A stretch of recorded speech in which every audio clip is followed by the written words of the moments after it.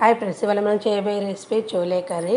దీనికి stove on చేసి pan పెట్టి 3 స్పూన్స్ ఆయిల్ వేసుకోవాలి. ఆయిల్ అనేది కాయాక మనం చిన్నగా కట్ చేసుకున్న ఆనియన్స్, ఒక కప్పున్నర ఆనియన్స్ వేసుకోవాలి.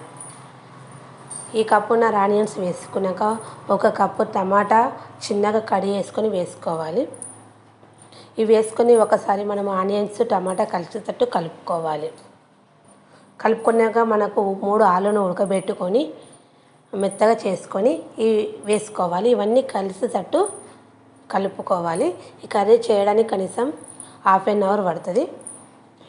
తర్వాత 2 స్పూన్స్ కారం, 2 స్పూన్స్ సాల్ట్, చిటికెడు పసుపు, అల్లం వెల్లిపాయ పేస్ట్ వేసుకొని ఇవన్నీ కలిసేటట్టు మళ్ళీ కలుపుకోవాలి.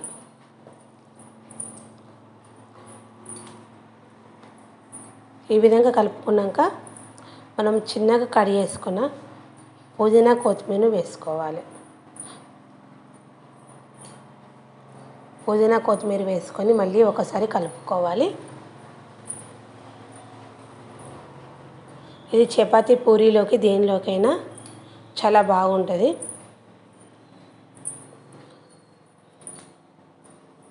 ఈ విధంగా కలుపుకున్నాక మనము ముందుగా ఉడకబెట్టుకున్న చోలేను వేసుకోవాలి. చోలే అన్నది ఒక 1 అవర్ మొదలు నానబెట్టుకొని ఉడకబెట్టుకోవాలి.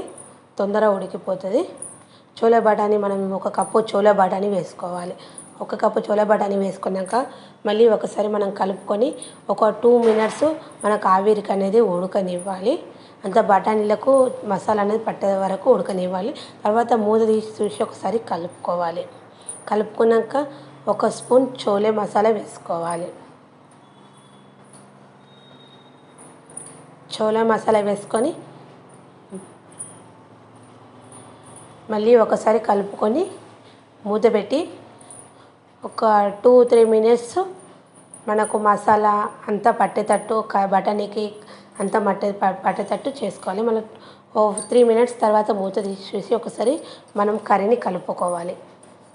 ఈ విధంగా కలుపుకున్న కర్రీలో 1 గ్లాస్ వాటర్ పోసుకోవాలి. వాటర్ పోసుకొని కలుపుకొని ఒక 5 మినిట్స్ ఉడకనివ్వాలి. మనకు బఠానీకి మసాలా కర్రీ అంతా పట్టేటట్టు ఉడకనివ్వాలి. చాలా ఈజీగా తయారు చేయవచ్చు.